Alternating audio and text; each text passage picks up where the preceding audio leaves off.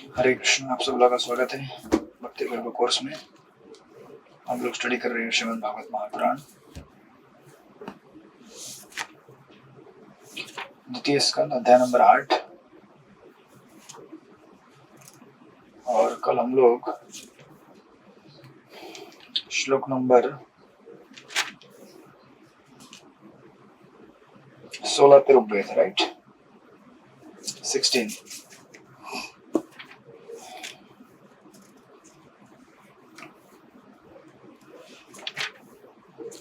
तो परीक्षित महाराज के प्रश्नों को हम देख रहे हैं।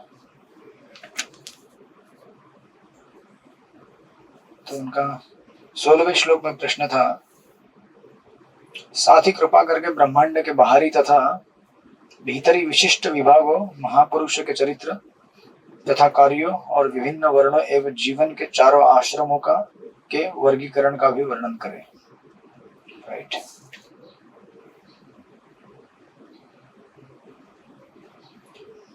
और हमने देखा था किस प्रकार विश्वनाथ चक्र ठाकुर कहते हैं कि प्रमाण अंडकोशस्य बाह्यभ्य अंतर्भेदता, मतलब ब्रह्मांड के बारे में जानने की इच्छा इस सृष्टि के बारे में, ये ऐश्वर्य भक्ति वाले भक्तों के लिए सुटेबल होता है, क्योंकि उससे उनकी भक्ति फिर बढ़ती है।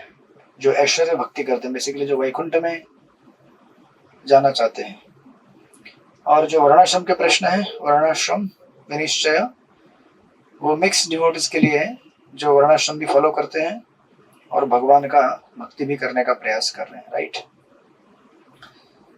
प्रभुपाद परपट में लिखते हैं, महाराज परीक्षित भगवान श्री कृष्ण के विलक्षण भक्त हैं, अतः वे भगवान की सृष्टि के संपूर्ण महत्व को जानने के इच्छुक हैं, राइट? वे ब्रह्मांड के आंतरिक तथा बाहरी अवकाश के विषय में जानना चाहते हैं। ज्ञान के वास्तविक खोजी के लिए इस विषय में पूरी तरह जानना सर्वथा उपयुक्त है। जिनका यही मत है कि भगवत भक्त मात्र भावना से संतुष्ट हो जाते हैं, वे महाराज परीक्षित की जिज्ञासाओं से यह देख सकते हैं कि विशुद्ध भक्त वस्तुओं की पूरी तरह जानने के लिए कितने उत्सुक रहते हैं, right?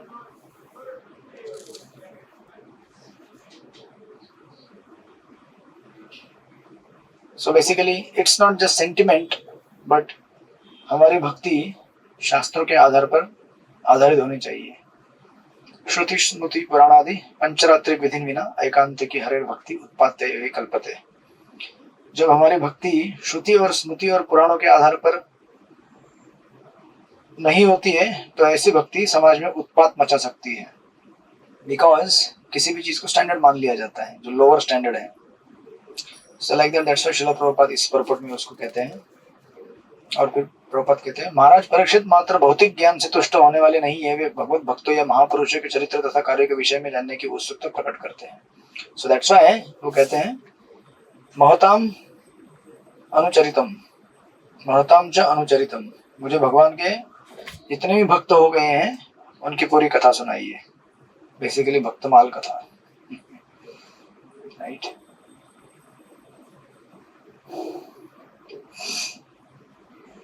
And then finally last के परपट में प्रभुपाद वर्णाश्रम के बारे में कह रहे हैं कि किस तरह से वर्णाश्रम धर्म समाज को 4 विभागों में बांट देता है,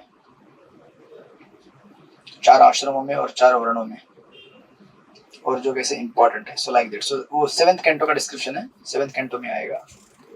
एंड देन इसके आगे फिर 17वें श्लोक में परीक्षित महाराज नेक्स्ट क्वेश्चन पूछते हैं।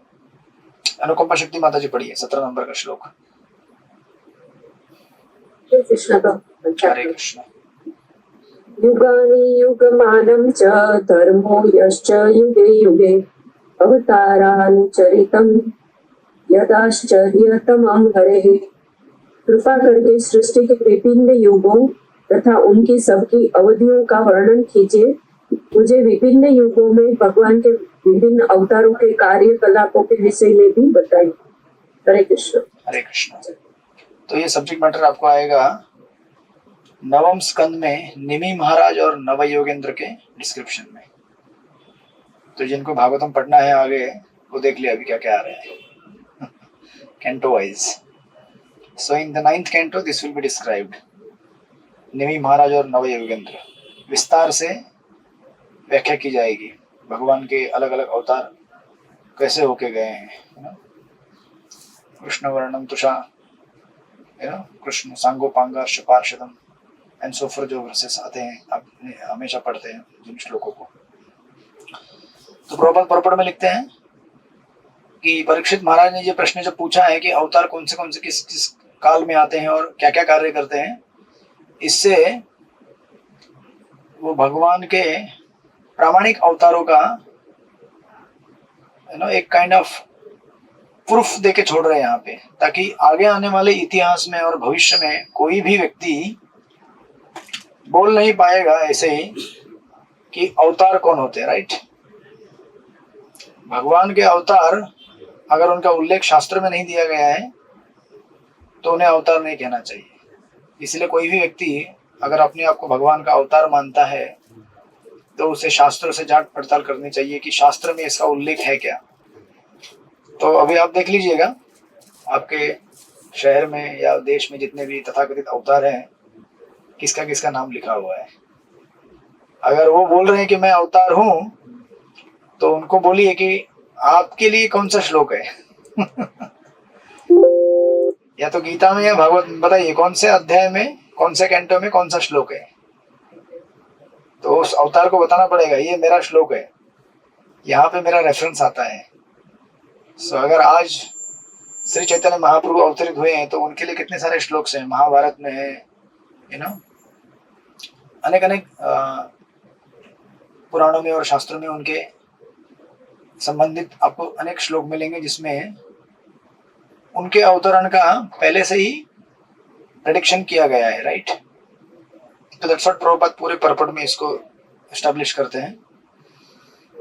महाराज परीक्षित ने परम विद्वान एवं महामुनि सुखदेव गोस्वामी से ऐसे अवतारों के कार्यकलापों के विषय में पूछा जिससे भगवान के अवतार की पुष्टि प्रामाणिक शास्त्रों में उल्लिखित अनेक कार्यकलापों के आधार पर की जा सके।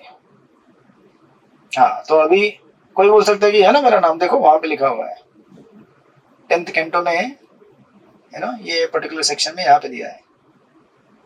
तो कोई बोलेगा कि मैं वो कृष्ण हूं जिसने गोवर्धन उठाया था, तो अभी उसको बोलना कि अभी उठा के दिखाओ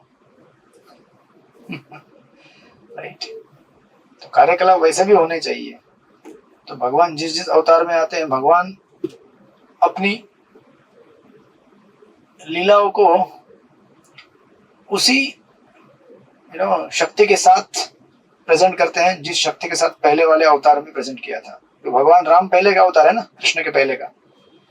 तो भगवान राम ने क्या किया, पुल बनाया, बराबर है, किसके ऊपर, पानी के ऊपर।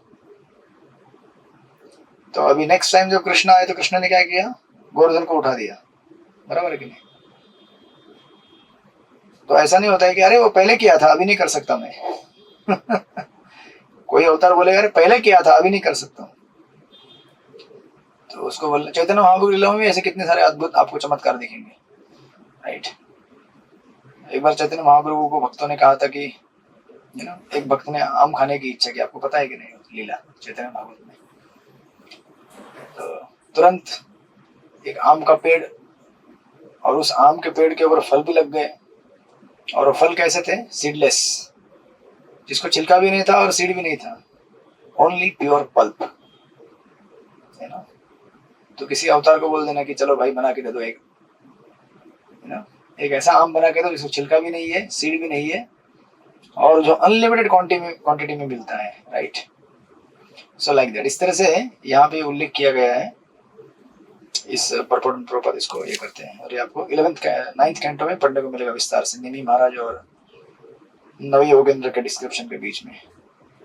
देन 18वें श्लोक में नेक्स्ट क्वेश्चन पूछते हैं,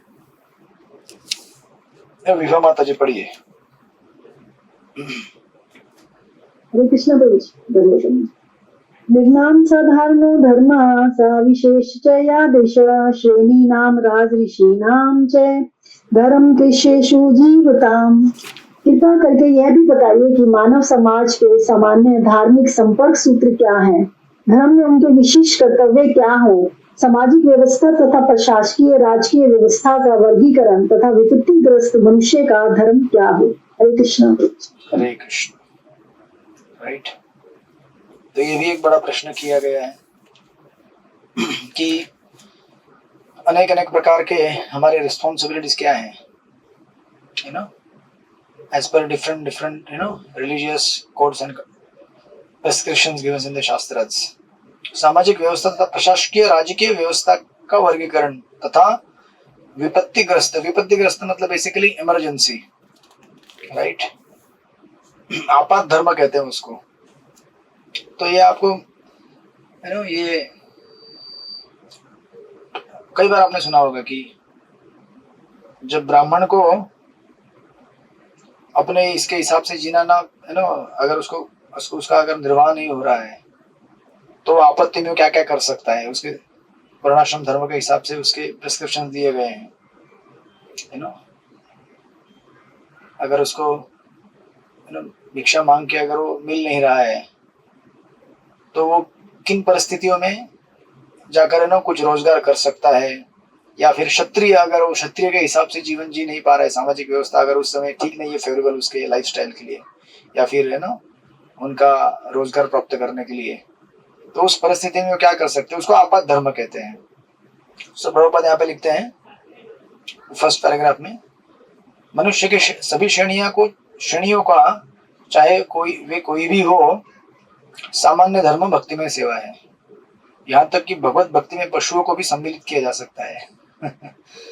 इसका सर्वोत्कृष्ट उदाहरण भगवान श्री राम के भक्त बजरंग बली हनुमान जी द्वारा प्रस्तुत है, राइट, सो लाइक दैट।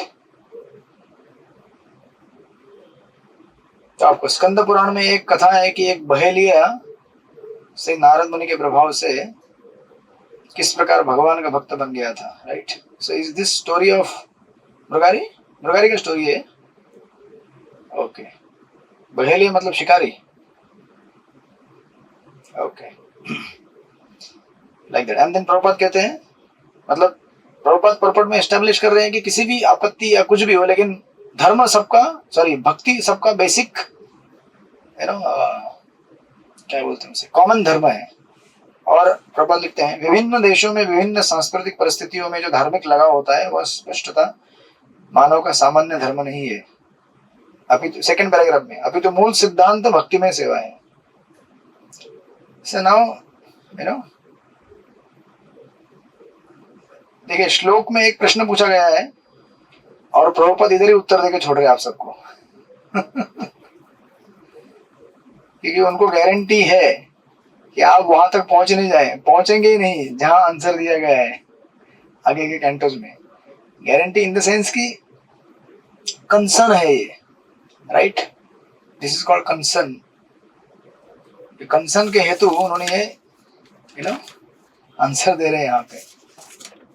और अगर आप लास्ट पैराग्राफ में जाएंगे, द लास्ट पैराग्राफ, प्रभुपाद वहां लिखते हैं, समाज की जातियों तथा आश्रमों के कर्तव्य जीविका के नियमों पर आधारित होते हुए भक्ति सिद्धांतों पर भी निर्भर करते हैं। भगवद्गीता में कहा गया है कि मनुष्य अपने कर्मों के फल भगवान की भक्ति में अर्पित करने मात्र से जीवन की परम सिद्धि प्राप्त कर सकता है। भगवान की भक्ति करने वाला कभी कष्ट नहीं भोगता। अभी देखिए ये प्रश्न है ना हो, अगर ये यहाँ पे प्रभुपाद प्रश्न मतलब बता रहे हैं कि एक्चुअली भक्त के लिए कोई आपद धर्म रहता नहीं है। बाकी समाज में जितने भी वर्ण और आश्रम की व्यवस्था के हिसाब से लोग जीते हैं उनको आपद धर्म होता है, लेकिन भक्त के लिए कोई आपत्ति धर्म नहीं रहता है। क्यों? क्योंकि भक्ति में आपत्ति आ ही नहीं सकती। जैसे एक डिवोटी उन्होंने प्रश्न पूछा था, यहाँ पे कन्वर्सेशन मैंने पल्लम शक्ति प्रभु के लेक्चर से लिया है। एक डिवोटी ने प्रश्न पूछा कि if devotee is put into difficulty how can he practice भक्ति। अगर किसी भक्त के जीवन में समस्या आ जाए तो भक्ति कैसे करेगा वो? प्रभुपाद कहते हैं ऐसा कभी होता नहीं जीवन में। अगर किसी भक्त के जीवन में समस्या आए तो भक्ति कैसे करेगा, ये प्रश्न पूछा है प्रभुपाद को। प्रभुपाद कहे ऐसा कभी होता नहीं है। नाउ रूप गोस्वामी आपने सुना होगा, भक्ति रसामृत सिंधु में आपने भक्ति शास्त्र में पढ़ा होगा। भक्ति के कितने अंग है? 9 अंग है, राइट। आप 9 के 9 करो या 9 में से 1 करो, आपको उससे सिद्धि प्राप्त हो जाएगी। इवन कितना भी वर्स्ट कंडीशन होने दीजिए, खराब से खराब सिचुएशन, लेकिन भक्त बैठे बैठे अपने मन में स्मरण तो कर ही सकता है ना भगवान का, नहीं कर सकता क्या? हरे कृष्ण कृष्ण कृष्ण हरे हरे, हरे राम राम राम हरे हरे। वो स्टोरी सुने ना आपने, सॉल्टेड ब्रेड का, रशिया का, यूक्रेन का सॉल्टेड ब्रेड करके बुक आता था पहले बीबीटी का। जब भक्त लोग बंद थे जेल के अंदर तो ब्रेड का गोला बना बना के बीड्स बनाया था और उससे जब करते थे। विचार कीजिए आप,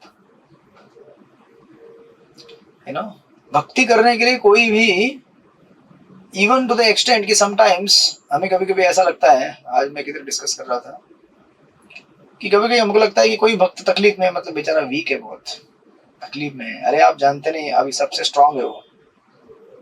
जो सबसे वीक होता है भक्ति में वो सबसे स्ट्रांग होता है। अगर वो ये जाने कि मैं वीक हो गया हूं या वीक हूं मैं, सबसे स्ट्रांग है वो, क्योंकि वो सबसे ज्यादा आश्रय लेता है भगवान का। ऐसे भक्तों के साथ अगर छेड़खानी किया ना आपने, तो वो कहते हैं ना आपकी लंका लग जाएगी। इसलिए कभी भी भक्ति में ये नहीं सोचना चाहिए कि अरे बेचारा भक्त क्या प्रॉब्लम से जी रहा है यार, जीवन ढंग से जपा भी करने नहीं मिलता है, यू नो, सुबह शाम जॉब में लगा रहता है। आपको क्या मालूम उसके क्या परेशानी है अंदर, और वो कितना डेस्परेट जब करने के लिए। We may not understand but how closely he is connected to Krishna. और जो हेल्पलेस कंडीशन में रहता है, प्रोवाइडेड अगर वो इसको रिकॉग्नाइज करेगी मुझे भगवान के पास जाने के लिए बहुत कठिनाई हो रही है, वो सबसे स्ट्रांग रहता है, क्योंकि उसका अभी कोई शेल्टर है ही नहीं ना। जिसका कोई शेल्टर नहीं होता है उसका कौन होता है, उसका कौन होता है शेल्टर? वो बैठे बैठे एक कोने में चुपचाप बैठता है और भगवान को याद करते रहता है, हरे कृष्ण कृष्ण कृष्ण हरे हरे, हरे राम राम राम हरे हरे। इसलिए कभी उपहास नहीं करना चाहिए ऐसे भक्तों का कि अरे बेचारा, यू नो, भक्ति से पतित हो गया या इसके जीवन में ये प्रॉब्लम आ गया, यू नो। आप नहीं जानते कि वो उस समय कितना स्ट्रांग बन चुका है भगवान का आश्रय लेने की वजह से। और एक्सटर्नली जज नहीं किया जा सकता। जैसे प्रहलाद महाराज जिस सिचुएशन में थे भागवत के सप्तम स्कंद में, कोई बोलेगा कि प्रहलाद तो एकदम वीक है बेचारा, बच्चा छोटा सा भक्ति करना चाहता है। जैसे हमारे घर में, है ना, मंगल आरती में छोटे छोटे बच्चे आते हैं, फुदक फुदक के जंप करते मंगल आरती में। गौर कृष्ण महाराज के लेक्चर में छोटे छोटे बच्चे मंगल आरती में आते हैं, है ना, दर्शन करने के लिए भगवान के सामने आते हैं, जंप मारते रहते हैं यहाँ से वहां। कोई बोलेगा बच्चा कहीं का यार, चलो बाजू में हो जाओ, बीच में दर्शन में आ रहा है मेरे, डिस्टर्ब हो रहा है, बाजू हो जाओ। अरे आप नहीं जानते उसका इनोसेंस और उसकी भक्ति कितनी है, और भगवान उससे कितना कनेक्ट कर रहे हैं अपने आप को। सो दैट्स व्हाई प्रभुपाद कहते हैं कि देयर इज नो आपात धर्म फॉर भक्ति, you know, devotee. There is no emergency situation. I mean to say कि इमरजेंसी भी होगा तो भी ऐसा नहीं कि भक्त भक्ति नहीं कर सकता है, राइट। तो इसलिए प्रभुपाद कहते हैं, यहाँ भी देखेंगे आप परपोर्ट के लास्ट की 4 लाइन में, भगवान की भक्ति करने वाला कभी कष्ट नहीं भोगता है। आप बोलेंगे ऐसे कैसे यार, हम तो ज्यादा कष्ट भोग रहे हैं। राइट। बट ये आचार्यों के शब्द हैं, इनके ऊपर अगर हमें 100% फेथ है तो हम उस स्टेज में पहुंच जाएंगे। अतः आपात धर्म का कोई प्रश्न ही नहीं उठता। देखिए अभी आगे प्रभात क्या कहते हैं, क्योंकि उसके कोई कष्ट होता नहीं तो उसके लिए आपात धर्म है नहीं। आपात धर्म किसके लिए होता है? जिसको अपना रूटीन फॉलो करने में प्रॉब्लम होता है, आपात धर्म उसके लिए होता है, राइट। प्रभात कहते हैं जैसा कि परम अधिकारी श्री सुखदेव गोस्वामी द्वारा इस ग्रंथ में बताया जाएगा, भगवत भक्ति के अतिरिक्त कोई अन्य धर्म ही नहीं है बाबा, भले ही वह विभिन्न रूपों में क्यों ना प्रकट हो। इंसान की जो भूख होती है ना, चाहे वो काला हो, गोरा हो, अमेरिकन हो, इंडियन हो, चाइनीज हो, साउथ इंडियन हो, गुजराती हो, महाराष्ट्रियन हो, गढ़वाली हो, भूख नाम की जो चीज होती है वो भूख होती है, बराबर ना। कोई रोटी खाता होगा, कोई भाकरी खाता होगा, कोई ब्रेड खाता होगा, कोई सैंडविच खाता होगा, कोई पिज्जा खाता होगा, कोई चावल खाता होगा, but principle behind this is hunger. जिसको भूख होती है वो भूख होती है। उसको आप ये नहीं बोल सकते कि वो पिज्जा खाता है तो या फिर उसका भूख अलग है, तो वो आर्टिफिशियल है। जो भूख ना लगे फिर भी जबरदस्ती भरा जाए, है ना, वो आर्टिफिशियल होता है। बट नेचुरली जिसका जो जहां पे वो खाता है जो मिलेगा वो, तो भूख एक एक जीवात्मा का एक नेचुरल स्वभाव और धर्म है कंडीशन स्टेट में, उसी प्रकार प्रभुपाद कहते हैं जीवात्मा का नेचुरल स्टेट में भक्ति, कॉन्स्टिट्यूशनल पोजीशन के हिसाब से भक्ति करना उसका स्वाभाविक धर्म है, वो कभी बदलता नहीं है ना। इसलिए आपने भागवत के प्रथम स्कंद के द्वितीय अध्याय में आपने पढ़ा था ना, ये कौन सा था ये श्लोक, सेकंड चैप्टर में, सवे पुंसाम परो धर्म यथो भक्तिर अधोक्षजे अहेतु की अप्रतिहता ये आत्मा सुप्रसिद्धति। यही एक ऐसी चीज है जो आत्मा को संतुष्ट कर सकती है, और वो कैसी है, अहेतु की है और अप्रतिहता है। अहेतु की मतलब जिसके लिए कोई कॉज नहीं है या फिर जिसको कभी रोका नहीं जा सकता है। अप्रतिहता इज ऑलवेज कंटिन्यूअस, कभी रुकती नहीं हो, right. So that's why Prabhupada यहाँ पे एस्टेब्लिश करते हैं इस चीज को। प्रभुपाद का पूरा पर्पट इसी के ऊपर है कि हमारा भक्ति छोड़ के कुछ धर्म है ही नहीं वास्तविक देखा जाए तो, है ना। और बाकी जितने भी हम अभी आज क्रियाएं कर रहे हैं वो इनडायरेक्टली भक्ति हम इनडायरेक्टली करने की कोशिश कर रहे हैं। देखिए आज हम किसी की सेवा करते हैं ना किसी न किसी की, नहीं करते सेवा आप लोग, आप सेवा देते हैं और सेवा लेते हैं, बराबर। सेवा लेने से क्या होता है, थोड़ा आराम मिलता है, लेकिन उससे मजा नहीं आता है। तो आपको लगता है अरे मेरा फेवरेट बच्चा है या मेरी पत्नी है या पति है या जो भी है, आप उसको सेवा देना चाहते हैं, सेवा दे के आपको अच्छा लगता है, राइट। सो इनडायरेक्टली हम लोग क्या कर रहे हैं, मतलब भक्ति भगवान के लिए की जाती है। इस समय हम अभी सांसारिक चीजों के लिए कर रहे हैं। ऑफकोर्स अभी हम भक्त बन गए तो हम उसमें भक्ति का एलिमेंट ला चुके हैं, बट द पॉइंट इज कि सारी क्रियाओं का शोध इस संसार में जैसे ब्रह्मसूत्र में कहा गया है, आनंदमय भयसत, आनंद की तलाश है। और भागवत कहता है कि आनंद तभी मिलेगा जब आप सवे पुंसाम परो धर्म करेंगे, परो धर्म भगवान के लिए भक्ति करेंगे, राइट।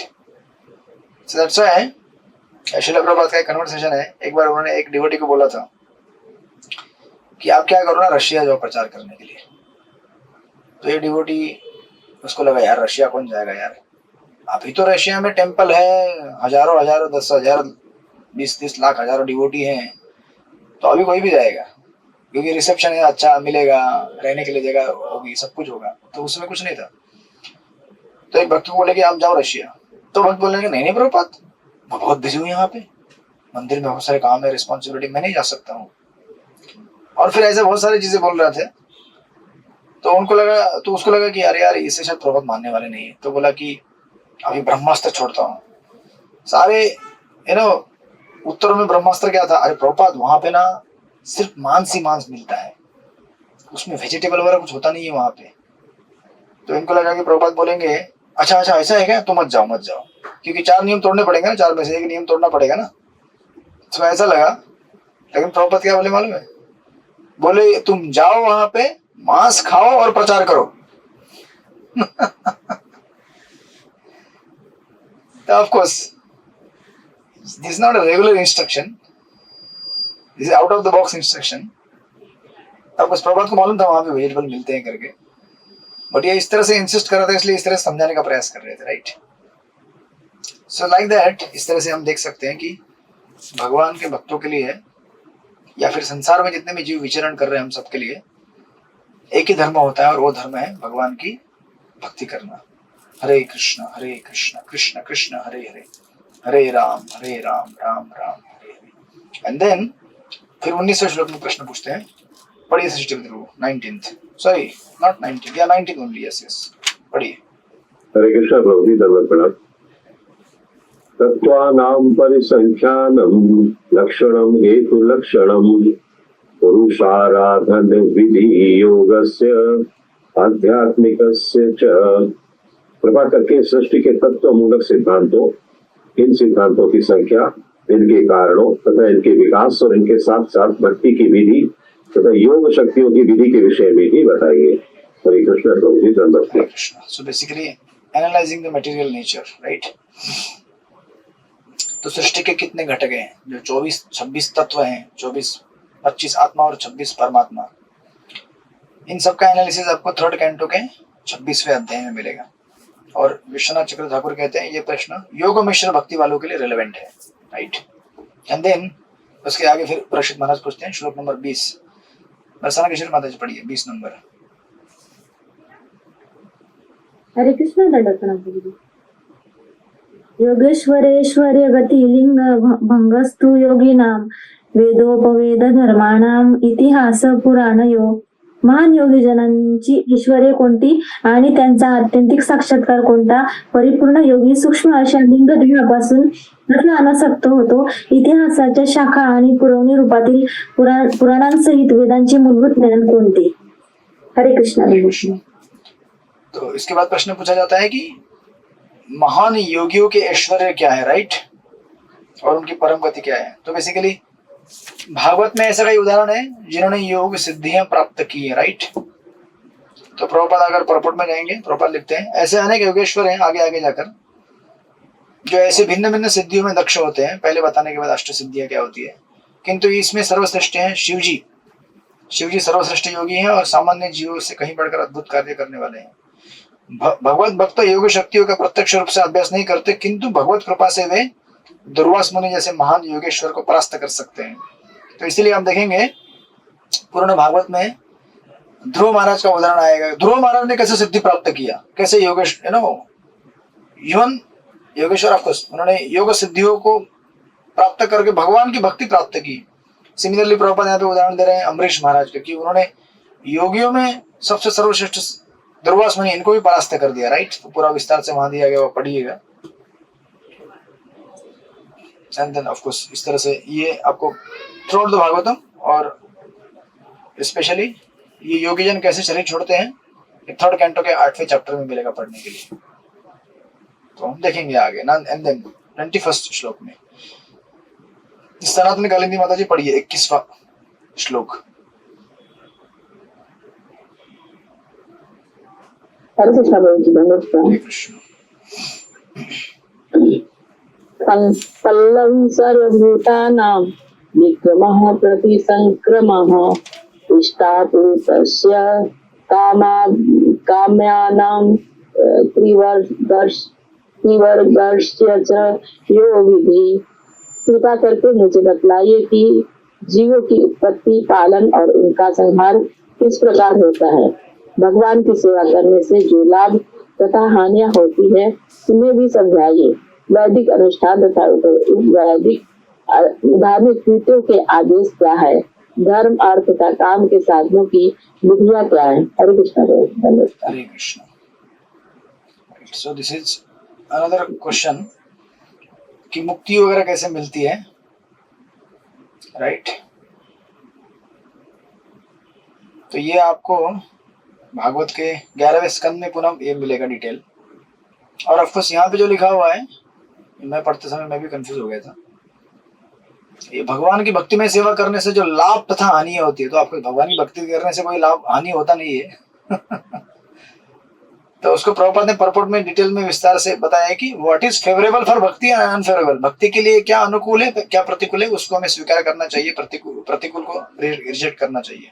उसका विस्तार दिया है, राइट. और इष्टापूर्तस्य काम्यानाम, यानी कि जो कर्मकांडीय अनुष्ठान है, आर्थिक विकास हेतु अनुष्ठान, त्रिवर्गस्य धर्म अर्थ काम, राइट. ये सब क्यों अभी भागवत में ये सब क्यों पूछा गया है? क्योंकि उस ऑडियंस में ऐसे भी भक्त हैं जो कर्म मिश्र भक्त हैं, राइट. इनको भी कैटर करना पड़ेगा ना, क्योंकि वो ये सब अनुष्ठान करना चाहते हैं. पुत्र कामेष्टि यज्ञ, तो पुत्र की प्राप्ति करने पुत्र कामेष्टि यज्ञ करो. राजा महाराजा ये सब क्या करते थे, तो उनको भी ये एड्रेस करना है, right. So that's why Vishwanath ji Thakur कहते हैं कि ये प्रश्न किसके लिए सूटेबल है? कर्म मिश्र भक्त के लिए. Of course in proper purport में एक बिगिनिंग में ही एक शब्द का अर्थ देते हैं, संप्लव, राइट. सम्यक साधन के अर्थ में भक्ति करने के लिए प्रयुक्त होता है, जबकि प्रति संप्लव इसके बिल्कुल विपरीत है और भक्ति की प्रगति को विनष्ट करने वाला द्योतक है. आपको प्रभुपाद आगे आगे प्रपट में कहते हैं बद्ध जीवन बिताना समुद्र के बीच में नाव के खोने जैसा है. बराबर है.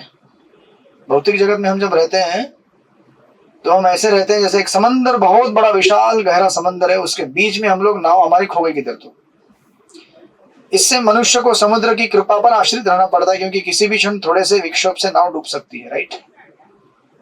हाँ, यदि मौसम अच्छा रहा तो निसंदेह नाव सरलता से चलती रहती है, किंतु यदि थोड़ा भी तूफान, कोहरा, झंझा या बादल रहा तो नाव किसी भी क्षण डूब सकती है. प्रभुपाद कहते हैं कोई कितना ही साधन संपन्न क्यों ना हो, वह समुद्र की तरंग को नियंत्रित नहीं कर सकता, है ना। जस्ट लाइक आप अगर एक समंदर के, एक बहुत बड़ा विशाल समंदर है, आप बोलेंगे कि समंदर का वो जो सेक्शन है बहुत पीसफुल लग रहा है, आप वहां जाके घर बना देते हैं कि वहां अभी अच्छा लग रहा है। अरे भाई, लेकिन तूफान कभी भी आ सकते हैं वहां पे। ये मत समझना कि वो पार्ट में अभी अच्छा लग रहा है तो वहां पे कुछ, है ना, झंझावात नहीं है, हवा नहीं है, तो मुझे आराम मिलेगा वहां कभी भी। और अगर नहीं भी आया तो सृष्टि का अंतिम प्रलय तो आपके ऊपर आने वाला है ना, राइट। तो इसलिए प्रभुपाद लिखते हैं कोई कितना ही साधन संपन्न क्यों ना हो, वह समुद्र की तरंगों को नियंत्रित नहीं कर सकता। जिन्होंने जलयानों के द्वारा समुद्र पार किया है उन्हें समुद्र की कृपा पर निर्भर रहने का पर्याप्त अनुभव होगा। अब प्रभुपाद को इससे ज्यादा अनुभव क्या होगा प्रभुपाद खुद, है ना, कार्गो शिप से गए थे जलदूत से अमेरिका, राइट। प्रभुपाद लिख रहे हैं किंतु भगवत कृपा से भवसागर को बिना झंझा या कोहरे के, yes of course this is, Prabhupada तीन पार्ट लेके गए थे ना फर्स्ट कैंटो के, बराबर, सृष्टिपति प्रभु, तो ये उसके बाद लिखा हुआ है, राइट। तो अपने अनुभव से लिख रहे हैं प्रभुपाद।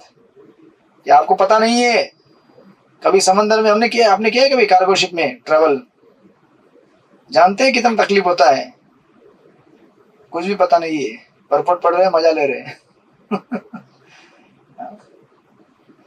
आप बोलेंगे हमारा लोकल ट्रेन देखा है आपने, बॉम्बे का लोकल ट्रेन, कितना झंझावत आता है उसमें, कभी भी कोई धक्का दे देगा ट्रेन से बाहर, धड़ाम, चलती ट्रेन से।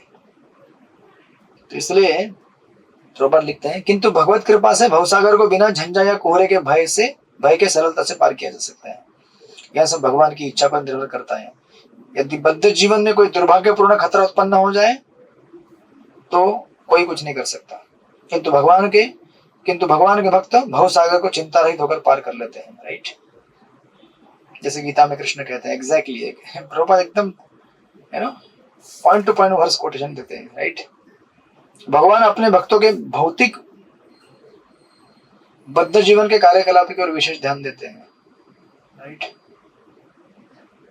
सो what is this verse, Bhagavad Gita 9.29।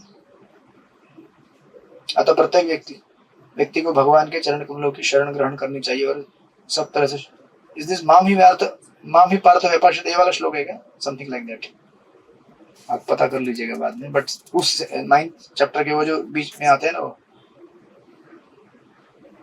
So like that, इस तरह से बहुत बड़ा परपोर्ट है। इस पूरा परपोर्ट को नहीं लेंगे हम लोग, लेकिन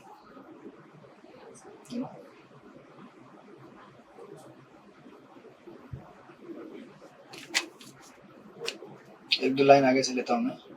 हाँ, तो ऑफ कोर्स आगे दिन प्रभुपाद ने कहा है कि कुछ परिस्थितियां अनुकूल होती है, कुछ प्रतिकूल होती है, आगे वाले पैराग्राफ में।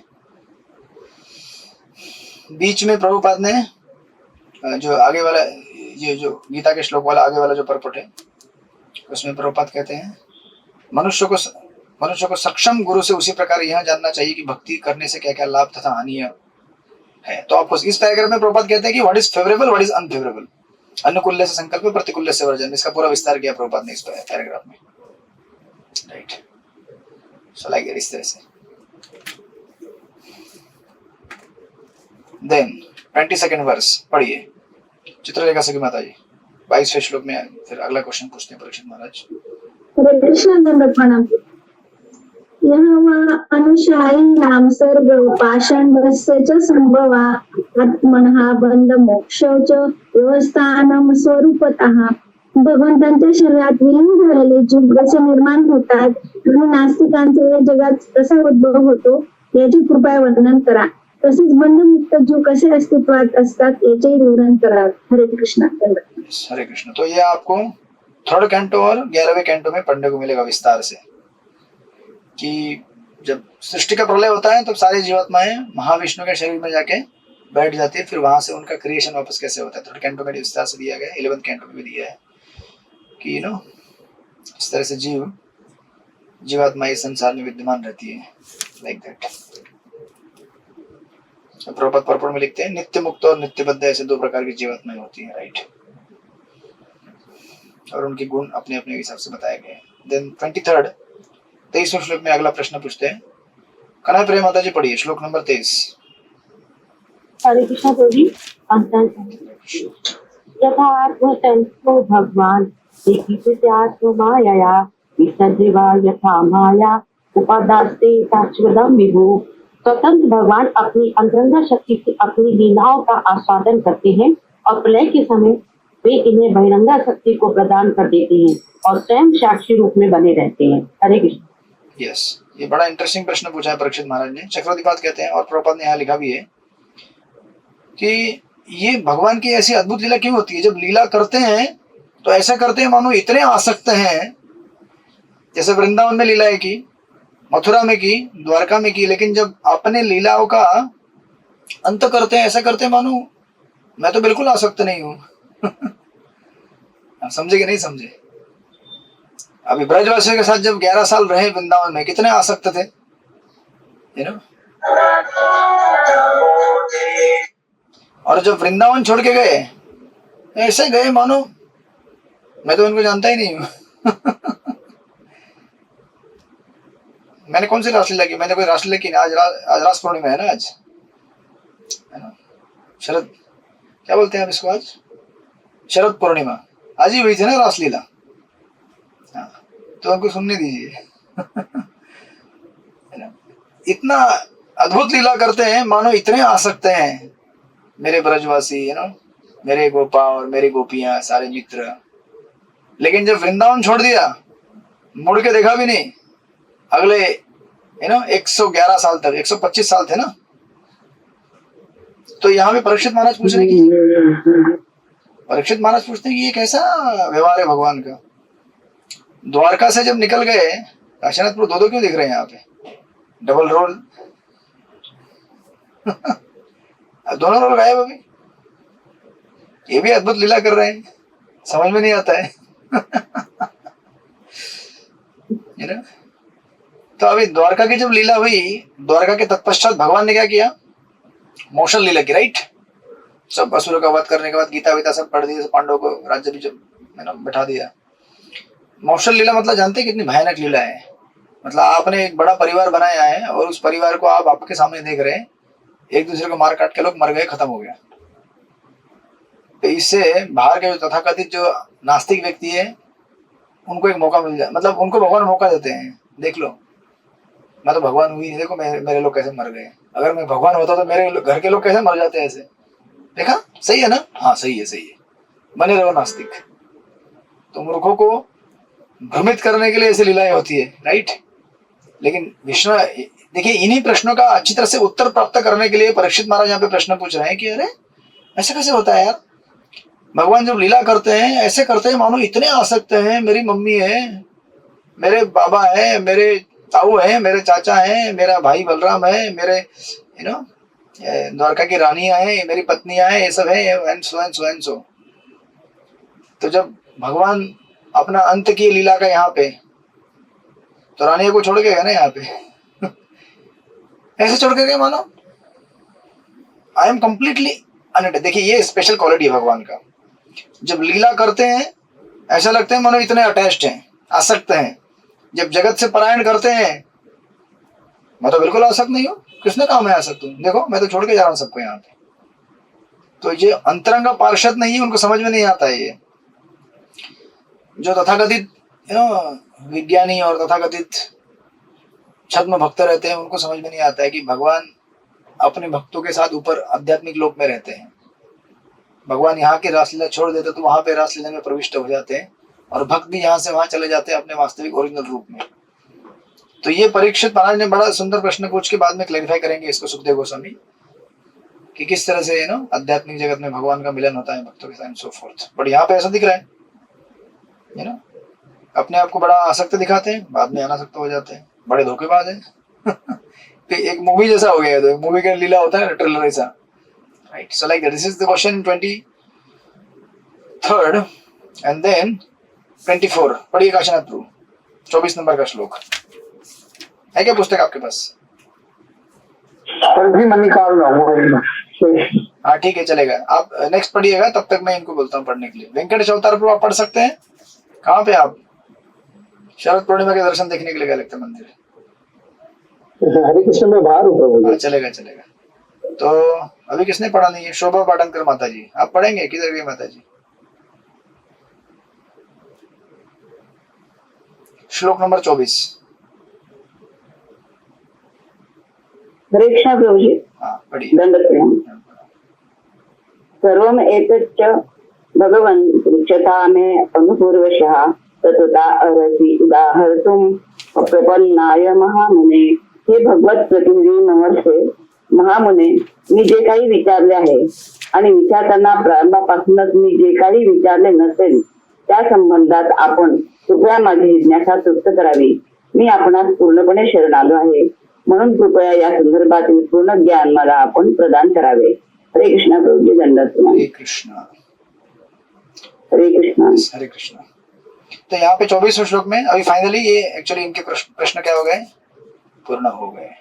23वें श्लोक में पूर्ण हो गए और 24वें श्लोक में और अंत के 3-4 श्लोक में उपसंहार करते हुए अपना विश्वास दिखाएंगे सुखदेव गोस्वामी के ऊपर Parikshit Maharaj. This is very important section, हम इसको कवर करेंगे 10 मिनट के अंदर। वो कहते हैं कि मैंने जो पूछा है वो तो बताइए, जो नहीं पूछा वो भी बताइए, क्या पता मुझसे छूट गया हो। जैसे काशीनाथ प्रभु पूछते रहते हैं कि जो मैंने नहीं पूछा वो भी बता देना, मैं तो पूछा वो भी बताता नहीं हूँ। नहीं बताएंगे एक दिन, ठीक है। एक्चुअली भागवत में सारे उत्तर दिए हुए हैं। तो यहाँ पे एक शब्द इस्तेमाल किया गया है, उसका खाली निरूपीकरण करते हैं व्यासदेव, सॉरी विश्वनाथ चक्रवर्ती ठाकुर। यहाँ पे शब्द इस्तेमाल किया गया है भगवन, राइट, सर्वमेतच्च भगवन। तो भगवन यानी कि प्रभुपाद ने लिखते समय वर्ड टू वर्ड में बड़ा सुंदर लिखा है, हे ऋषि। ये प्रभुपाद जानते हैं, है ना, कि कहीं आप भगवान और जीव को एक ना मान बैठे। लेकिन अगर आप देखेंगे चक्रवर्ती की कमेंट्री, एक चीज क्लैरिफाई करते हैं। वो कहते हैं कि विष्णु पुराण के कोटेशन को लेकर कभी कभी आपने देखा होगा भगवद गीता के बिगिनिंग के चैप्टर में भी भगवान करके शब्द इस्तेमाल किया गया है, राइट। श्री भगवान हुआ, तो उस पर्पट में फर्स्ट चैप्टर में जब भगवान कृष्ण का जब इंट्रोडक्शन किया जाता है तो प्रभुपाद उस पर्पट में लिखते हैं श्री सिर्फ भगवान को लगता है, कृष्ण को या विष्णु को, बाकी लोगों को खाली भगवान लगता है, लेकिन भगवान लगता है। तो ऐसा क्यों? तो विष्णु पुराण में कोटेशन दिया गया है, कहते हैं कि 3 कारण, 3 चीजें हैं, अगर वो पर्टिकुलर व्यक्ति पालन करता है तो उसको भी भगवान कहा जाता है। क्या? अगर उस व्यक्ति को शरीर और आत्मा के बीच में फर्क मालूम है, उस व्यक्ति को शरीर और आत्मा का फर्क मालूम है तो नंबर 1। सेकंड, अगर उस व्यक्ति को सृष्टि का निर्मिति, उसका मेंटेनेंस और डिस्ट्रक्शन, ये तीनों चीजों के बारे में पूर्ण ज्ञान है तो, और तीसरा, उसे वास्तविक विद्या और अविद्या दोनों का अगर ज्ञान है, अगर ये 3 चीजें उसके पास है तो उसको भगवान कहा जाता है। ये रीजन एक दिया है चक्रवर्ती बात ने विष्णु पुराण में कोटेशन लेकर कि भगवान क्यों कहा जाता है कभी कभी जीवात्माओं को। और दूसरा कारण बड़ा रसिक कारण है, चक्रवर्ती बात कहते हैं विष्णु पुराण को कोट करके कि भगवान सोचते हैं कि मेरा भक्त और मैं, हम दोनों में बहुत बड़ा प्रेम का संबंध है, तो अगर मेरे भक्तों को मेरे जैसा ही अगर स्थान दे तो मुझे बड़ा अच्छा लगता है। इसलिए मेरे भक्तों को अगर कोई भगवान बोल के बुलाता है तो मुझे बड़ा अच्छा लगता है, क्योंकि अगर आप जाएंगे नवम स्कंद में 9.4.68, नवम स्कंद के 4थे अध्याय के 68वें श्लोक में, वो आपने दुर्वास मुनि और अमरीश महाराज का सेक्शन पढ़ा होगा। साधव हृदय मह्यम साधुनाम हृदयम त्वम मदन्य तेन जानन्ति ना हम तेभ्य मनागपि। मतलब बेसिकली मैं मेरे भक्तों के अलावा कुछ जानता नहीं और मेरे भक्त मेरे अलावा कुछ जानते नहीं। I am very dear to them and they are very dear to me. तो अगर ये भगवान सोचते हैं कि अगर मेरे भक्त मुझसे इतने प्रिय हैं तो अगर उनको मेरे जैसा स्थान देता है तो मैं बड़ा प्रसन्न हो जाता हूँ। दैट्स व्हाई ये एक रेफरेंस दिया है चक्रवर्ती पाद ने कि इसलिए उनको भगवान करके शब्द इस्तेमाल किए थे। लेकिन ऑफकोर्स जीव और भगवान कभी एक नहीं होते, गुणवत्ता में एक होते हैं, लेकिन क्वांटिटी के हिसाब से हम अणु है, भगवान विभू है, राइट। ये एक रसिक कमेंट्री है। एंड देन फाइनली ये पूछने के बाद ये तो ऑफकोर्स प्रभुपाद पर्पट में लिखते हैं यहाँ पे, गुरु अपने शिष्य को ज्ञान प्रदान करने के लिए सदैव उद्यत रहता है, विशेष रूप से तब जबकि शिष्य अत्यंत उत्सुक हो, राइट। जब कभी अगर प्रवचन देने बैठे आप और आधे लोग अगर सो रहे हो प्रवचन में या फिर अगर आधे लोग बैठ के जलेबी खा रहे हो या फिर जो भी कर रहे हो लेकिन कथा नहीं सुन रहे हो, स्पीकर का आधा उत्साह और शक्ति उधर ही खत्म हो जाता है। एक जगह में बहुत साल हो गया, 6 साल 7 साल हो गया, एक मंदिर के ब्रह्मचारी मुझे बोला कि आपको एक जगह जाना है भागवत सप्ताह करने के लिए। मैं बोला भागवत सप्ताह, वाह। तो एकदम नया नया था, मैं बोला भागवत सप्ताह करना है, बोला चलो बड़ा आनंद है यार, कथा करेंगे। तो मैं गया उत्साह के साथ। तो जो वो बोले कि आप आ जाना 7 साढ़े 7 तक आ जाना। तो मैं गया वहां पे, मतलब था उनका स्टेज भी लगाया हुआ था, एक सोसाइटी का कोई तो ऐसा है ना, था एक जगह का। तो मैं कथा करने के लिए बैठा, तो सबसे पहले सब बच्चे बच्चे आके बैठ गए। छोटे छोटे छोटे छोटे बच्चे, पता नहीं वो कौन से, मतलब मुझे नहीं लग रहा था कि 4वीं 5वीं के ऊपर रहेंगे वो लोग। तो आके बैठ गए, मस्त वो लोग अपना अपना लीला कर रहे थे। मैंने यहाँ पे कीर्तन प्रारंभ किया, ओम नमो भगवते वासुदेवाय हुआ, कथा भी प्रारंभ हो गई। मैं देख रहा हूँ यार ये बड़े लोग किधर है ना। कभी क्या होता है कि फ्रूटी मेंटेलिटी रहता है हमारा, कुछ लोग आए यार थोड़ा सुने, थोड़ा हमको भी ज्ञान बांटना मिले, हमको भी अच्छा लगता है ज्ञान बांटने में। तो आपको भागवत कथा थी वो। तो बाद में कोई इक्का दुक्का लोग आते थे, ऐसे कोई 2-4 लेडीज लोग ऐसे। बाद में रात को 9 बजे लोग आए, जब कथा खत्म होने का टाइम आया। और कौन आए? पूरे एकदम वानप्रस्थ वाले लोग। और ये सिलसिला मेरे ख्याल से 6-7 दिन ऐसे ही चलता रहा। तो मैं अपना जाता था, रोज चालू करता था कथा 9 बजे 9:30 बजे खत्म करता था मैं। 9 बजे सब लोग आके बैठते थे, फिर घर के सब काम पर, सब मतलब घर का सब पूरा करने के बाद आके बैठते थे वो लोग। मुझे लगता है प्रसाद करने के बाद भी आते थे वो लोग, क्योंकि उस कथा के उसमें बाद में इनमें प्रसाद ही नहीं था। तो इस तरह से जो ऐसा। फिर अगले साल जब उन्होंने पूछा, मैंने कहा कि वो दूसरे है ना, दूसरे प्रचारक, उनको भेजिए ना, वो गए, वो बहुत दिन से गए नहीं कहीं पे। तो आपको समय ऐसे देखना नहीं चाहिए obviously from material point of view, but अपना कंडीशन नेचर ऐसा रहता है। तो प्रॉपर यहाँ पे लिख रहे हैं। तो लेकिन ये फैक्टर है कि शिष्य अगर उत्साहित नहीं रहेगा तो सिखाने वाले जो रहते हैं उनको भी उत्साह नहीं आता है, क्योंकि रेसिप्रोक्शन दोनों साइड से चलता है, राइट। प्रगतिशील शिष्य के लिए उत्सुकता बनाए रखना अत्यावश्यक है। देखिए महाराज परीक्षित कितना उत्साह बना के रख रहे हैं सुखदेव गोस्वामी का, है ना। महाराज परीक्षित विलक्षण शिष्य थे क्योंकि वे नितांत उत्सुक थे। यदि कोई आत्मा साक्षात्कार के लिए अत्यधिक उत्सुक नहीं होता तो केवल शिष्यता दिखाने के लिए गुरु के पास नहीं जाना चाहिए। तो कुछ लोग फैशन होता है मार्केट में आजकल, यार मेरे पड़ोसी ने दीक्षा ले लिया तो मुझे भी लेना चाहिए। क्यों भाई? पड़ोसी ने अगर फिक्स डिपॉजिट में अगर 2 करोड़ रुपया रख दिया, आप भी रखोगे क्या? कैपेसिटी है? वो कैपेसिटी नहीं है हमारी। क्योंकि उसके लिए पैसा भरना पड़ता है। ये गुरु करने के लिए क्या है, थोड़ा सा दिखा देंगे हम लोग, थोड़ा चैंटिंग करते, थोड़ा है ना, हम लोग आध्यात्मिक है, बहला फुसला के काम हो जाएगा। लेकिन बाद में क्या करोगे? ऐसे आध्यात्मिक प्रगति नहीं होती है। अगर सीरियस हो तो फिर प्रगति होगी। महाराज परीक्षित न केवल जो कुछ उनसे पूछा है उसके विषय में जानने में उत्सुक है, वरन जो कुछ नहीं पूछा है उसके विषय में जानने के लिए उत्सुक है, right. So like that. And then so this is how, ये यहाँ पे दिया है 24। देन 25वें श्लोक में कहते हैं, अभी पढ़ सकते हैं? काशीनाथ प्रभु रेडी है आपका? हाँ पढ़िए 25वां श्लोक, 8वां अध्याय 25वां श्लोक, 2रा स्कंद। हरे कृष्ण अत्र प्रमाणं हि भवान् रमेश्यतात्मभो अपरेचा नो अनुतिष्ठन्ति पूर्वेशा पूर्वजे कृतम्। हे महर्षि, आप आदि प्राणी ब्रह्मा के तुल्य हैं। अन्य लोग केवल कथा का पालन करते हैं, जिस प्रकार पूर्ववर्ती दार्शनिक चिंतन किया करते हैं। हरे कृष्ण। देखिए ये श्लोक बोलकर परीक्षित महाराज ने क्या कर दिया, बहुत बड़ा एक थप्पड़ मार दिया। किसके ऊपर? जो समझदार है उनको इशारा काफी होता है, किनको थप्पड़ लगा रहे हैं।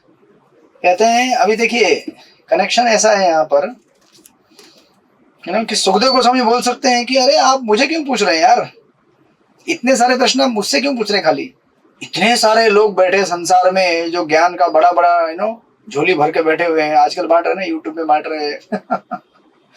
है ना, न्यूज़पेपर में बांट रहे, कितने ऐसे बेवकूफ लोग हैं जो किताब लिख रहे हैं। जैसे एक दो नाम है बताता हूँ आपको, आपको मालूम रहेगा मार्केट में, जो रामायण के ऊपर बुक लिखते हैं, है ना, कोई तो है, जाने दीजिए, नाम नहीं लेने चाहिए, नहीं तो अशुद्धि हो जाएगी हमारी।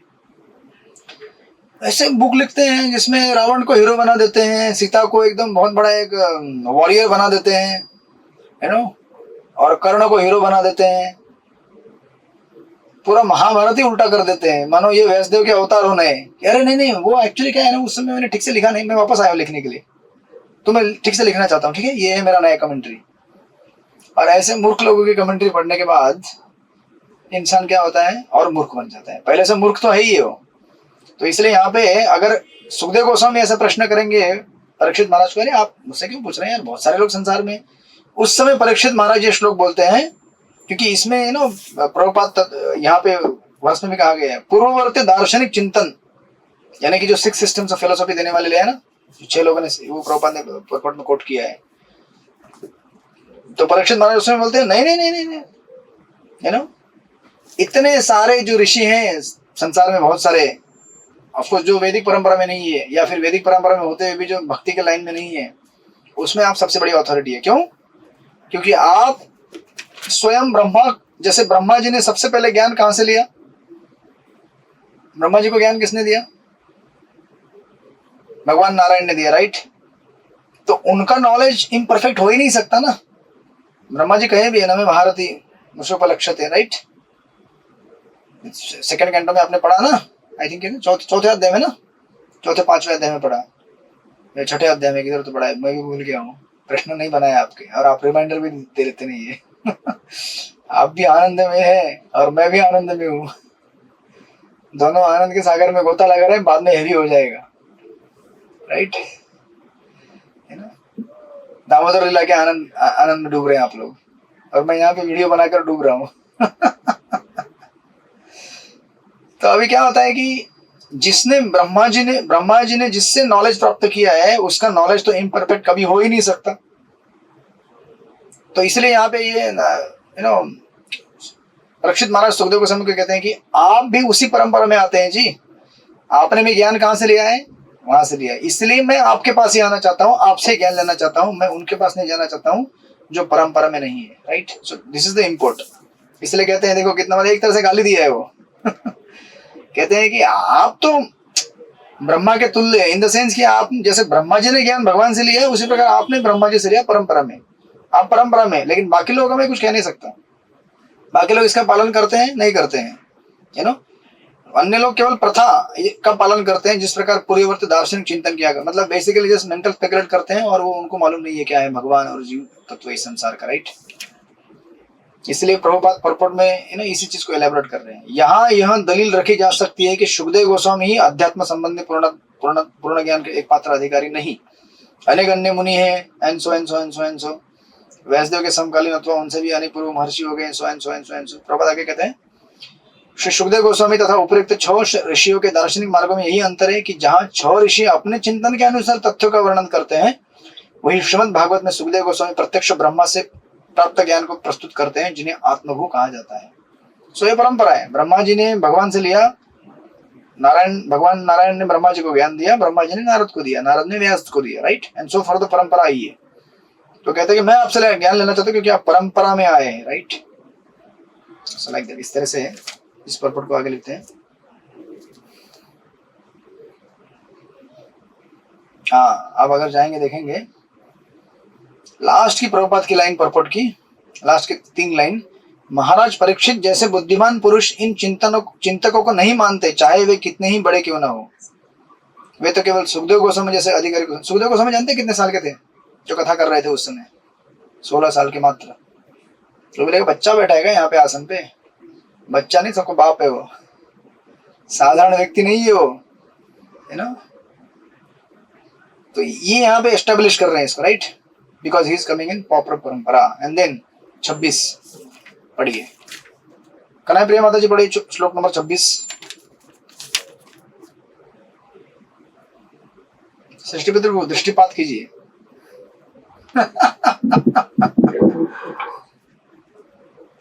हरे कृष्ण जी। हाँ, 26. यस 26। नामे असव पारयांति ब्रह्मण अंशताम अमी पिबतो अच्युत पीयूषम वाक्य विधि विनिसतम। हे विद्वान ब्राह्मण, मेरे द्वारा अर्पित भगवान की कथा के अमृत का जो आपकी वाणी रूपी समुद्र से बह रहा है, पान करने से मुझे अपने उपवास से किसी प्रकार की कमजोरी नहीं लग रही। आप लोगों को कमजोरी लग रही है? कितने मिनट हो गए?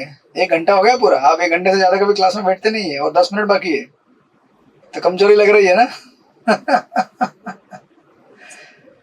तो यहाँ पे हमारे आचार्य लिखते हैं, अभी समझो, ऐसे कनेक्शन दे रहे श्लोक बाय श्लोक। कहते हैं अगर सुखदेव गोस्वामी कहें परीक्षित महाराज को, अरे परीक्षित, बेटा परीक्षित, देखिए परीक्षित महाराज कितने साल के हैं? उनसे भी ज्यादा उम्र के होंगे। सुखदेव गोस्वामी कितने साल के हैं? 16 साल के बच्चे हैं। लेकिन क्या बोलते हैं? बेटा परीक्षित।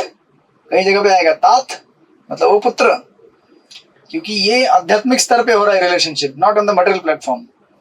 तो अगर सुखदेव गोस्वामी से कहें बेटा परीक्षित, कितने प्रश्न पूछे बेटा आपने? अगर क्लास में कोई इतने प्रश्न पूछ ले, टीचर बोलेगा आज की क्लास पूरी खत्म, जाओ अभी जाओ, घर जाओ, थोड़ा घूम फिर के आ जाओ, थोड़ा मुझे भी आराम करने दो, थोड़ा सा मुझे पढ़ाई करने दो, फिर अगली बार आंसर देता हूँ आपको। राइट? आपको भूख लगी होगी? नहीं, आपको भूख लगती है ना? क्लास में 1 घंटा नहीं बैठे, भूख लगती है ना? क्लास होने के बाद मैं प्रसाद लेता हूँ, मतलब यहाँ बहुत कुछ रखा हुआ है। यहाँ पे साइड में कुछ चुरमुरा रहता है, कुछ चकली रहता है, कुछ फल रहता है, यहाँ पे कुछ नहीं रहेगा, तो है ना, मतलब अपना क्या बोलते हैं उसको, ड्राई फ्रूट रहते हैं। तो परीक्षित महाराज को भी सुखदेव गोस्वामी बोल रहे हैं कि अरे इतने सारे प्रश्न आपने पूछे हैं, कहीं आप, और इनका उत्तर देने के लिए कई दिन लगेंगे मेरे को। अभी सेकंड कैंटो चल रहा है, मतलब it is just a beginning, right?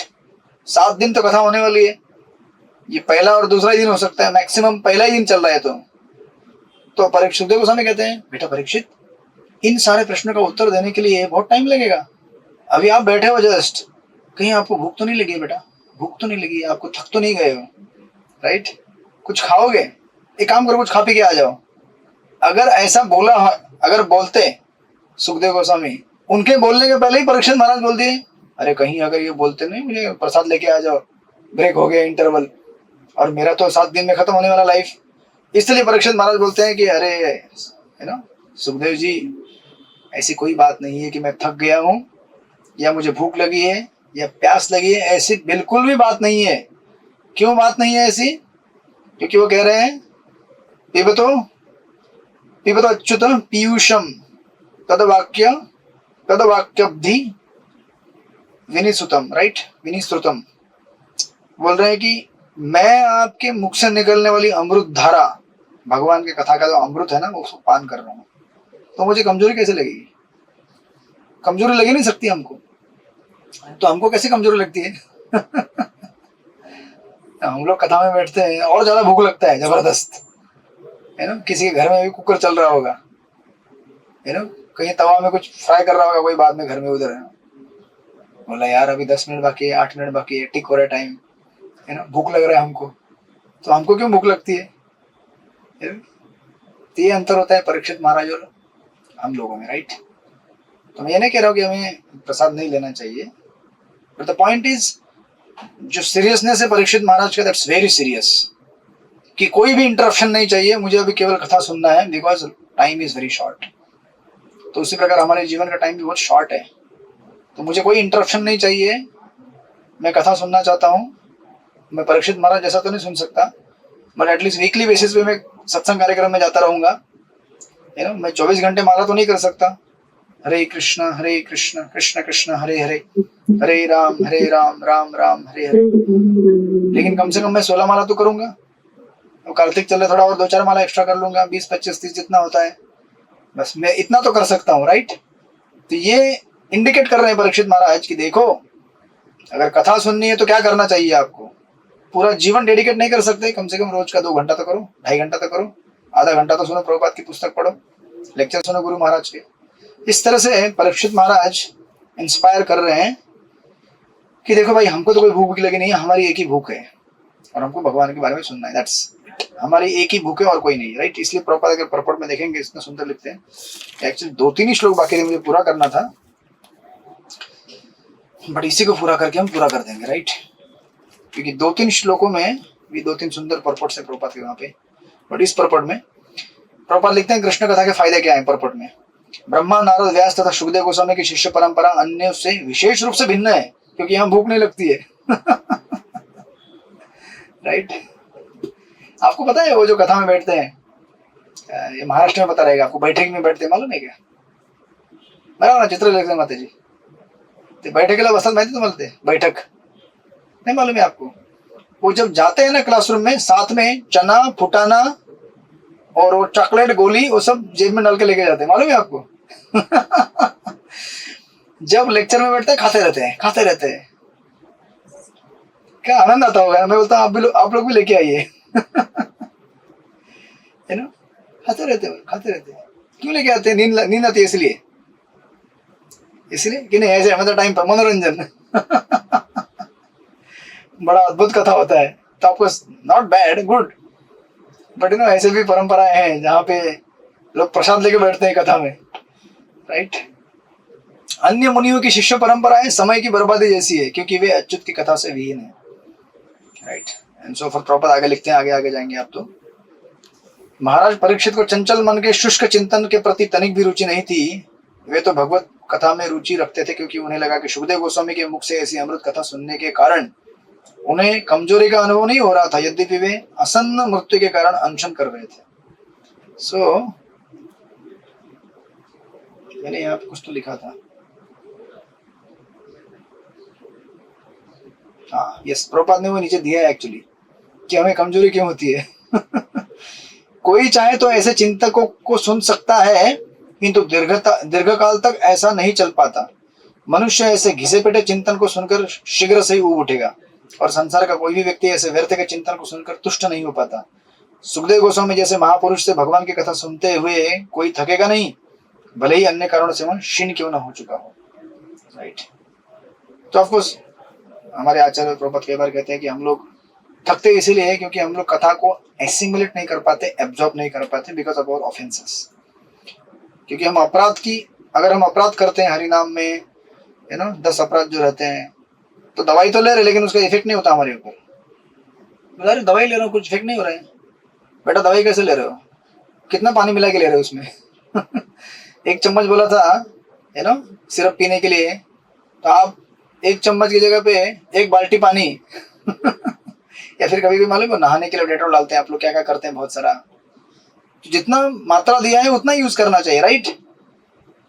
तो अगर हम प्रिस्क्रिप्शन के हिसाब से नहीं काम करें तो हमें कमजोरी आएगी, डिवोटीज के लिए, लाइक दैट। और लास्ट की लाइन देखिए, प्रॉपर लिखते हैं, देखिए परीक्षित महाराज को बिल्कुल भय नहीं है। लास्ट का पड़ेगा, इसके साथ पूरा करेंगे 2 मिनट में। श्रीमद् भागवत के कुछ संस्करणों में इस श्लोक की अंतिम पंक्ति का पाठ इस प्रकार है, अन्यत्र कुपितात् द्विजात्, जिसका अर्थ है कि राजा सर्पदंश के कारण सन्निकट मृत्यु के विचार से भाव विह्वल हो सकता है। सर्प भी द्विजन्मा होता है और इसका क्रोध अज्ञानी ब्राह्मण बालक के शाप के तुल्य माना जाता है। महाराज परीक्षित मृत्यु से बिल्कुल भयभीत नहीं थे, क्योंकि उन्हें भगवत कृपा से पूर्ण रूप से प्रेरणा प्राप्त हो चुकी थी। जो अच्युत कथा में पूर्ण रूप से निमग्न रहता है वही जगत में किसी से भी भयभीत नहीं हो सकता। अच्छा, सांपों को द्विजन्मा क्यों कहा गया है पता आप लोगों को? नहीं पता है? वो अपने स्किन छोड़े जाते हैं पीछे, अच्छा इसीलिए शायद पता कर लीजिएगा और मुझे बताइएगा अगले हफ्ते। हरे कृष्ण। तो हम लोग यहीं पे रुक जाते हैं, फिर हम लोग अभी सुत गोस्वामी टेक ओवर करेंगे और लास्ट के 3 श्लोक है 27, 28, 29, उसमें इसको कंक्लूड करेंगे चैप्टर को। तो इसमें 2-3 इंपॉर्टेंट चीजें हैं जिसको मैं मिस नहीं करना चाहता अभी इस समय। है खाली 10 मिनट का डिस्कशन, बट स्टिल तो आप समझ लीजिए कि 8वां अध्याय पूरा हो चुका है अपना। और मेरा टारगेट था कि हम लोग कार्तिक के पहले पूरा करें second canto, but somehow situation ही ऐसा है, बट हो जाएगा पूरा। तो अभी आप लोग यात्रा पे जा रहे हैं, आप लोग अभी आज तारीख है 17 तारीख है, राइट? 17 आप लोग 23 बरसाने की छुट्टी मत, आप 23 तारीख को जा रहे हैं? हाँ प्रभु जी, yes। 23 तारीख चित्रलेखा सखी माता जी आप भी जा रहे हैं? अच्छा, मतलब जो भी मैं आज नया दीक्षा हो तो नया पार्टी हो रहा है क्या? धाम में जगह पार्टी हो गए? हमारी यात्रा 24 से 1 तक ही प्रभु जी की, महाराज जी 1 से चालू हो रही है। हम 1 को आ जाएंगे इधर। अच्छा, वापस आ जाएंगे? हाँ 1 को। अच्छा, तो लेकिन मैं तो उधर रहूंगा, मैं तो 28 को जा रहा हूँ यहाँ से, 28 को। तो देखते हैं हम लोग फिर कैसे करेंगे। अभी अगला हफ्ता तो हमारा 23 आता है, आप लोग यात्रा पे जा रहे हैं। दिल्ली वाले लोग किधर है? यात्रा पे नहीं जा रहे दिल्ली वाले लोग? जाएंगे। सृष्टि पितृ आप किधर जा रहे हैं? आपका तो बहुत हम लोग कल से जा रहे हैं प्रभु जी। अच्छा, पहले जगन्नाथपुरी जा रहे हैं। कल ही से जा रहे हैं? कल से, हाँ। कितने दिन के लिए? जगन्नाथपुरी 8 दिन, फिर वापस आकर फिर वृंदावन, तो पूरा महीना बाहर। आनंद ही आनंद है।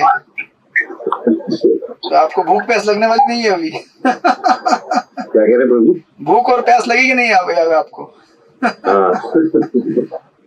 एनीवे, सो मेरा टारगेट ये चल रहा था कि कम से कम क्वेश्चन बना के दूं आपको सारे सबके सब, ताकि आप लोग कहीं भी हो, यात्रा में हो या कहीं भी हो, कम से कम पढ़ाई करते रहे कंटिन्यूस। सॉफ्ट कॉपी सबके पास रहता है भागवतम का? नहीं है हिंदी का सॉफ्ट कॉपी भागवतम का? आई थिंक इस्कॉन डिजाइनरी में है ना, मिलता है ना पीडीएफ? हाँ। हिंदी का, मराठी का नहीं मिलता है। वो लोग मराठी वाले बोलेंगे मराठी का नहीं मिलता है, बट ठीक है, सेकंड कैंटो इतना भारी नहीं, उसको कैरी भी कर सकते हो। तो ऐसा करते हैं कि हम लोग कम से कम कहीं भी हो पढ़ाई करते रहे। और अभी आप जब तक आप मुझे प्रॉम्प्ट नहीं करोगे क्वेश्चन देने के लिए, तब तक मैं प्रश्न दे नहीं पाऊंगा, क्योंकि मैं भी एकदम अलग दुनिया में हूँ यहाँ पे। अभी दामोदर अष्टकम चालू हो गया ना, तो दिन में 3-3, 4-4 प्रोग्राम चलते रहते हैं, सुबह से लेकर रात तक चलते रहते हैं। तो चेष्टा करेंगे उसका। तो काशीनाथ प्रभु आपका क्या प्रश्न है, पूछिए फटाफट। हरे कृष्णा प्रभु जी, धन्यवाद सुनाओ आपके चरणों में दास। हाँ, तो आप जब प्रश्न पूछने आते तो आपका माइक पता नहीं क्या हो जाता है।